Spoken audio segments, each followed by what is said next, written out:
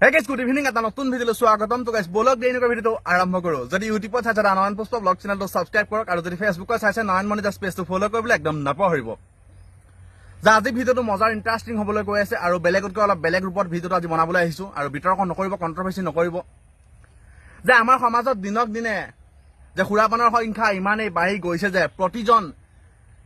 ঘৰৰ মানুহে মিনিমাম 80% মানুহে মদ খাবলৈ লৈছে বা খুৰাপানত জড়িত হ'বলৈ লৈছে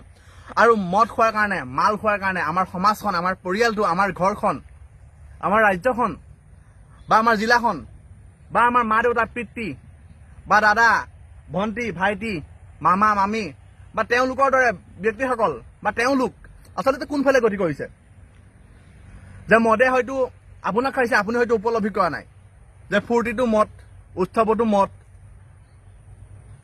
যে বিয়াটো মদ সবাহতো মদ বাৰ্থডেটো মদ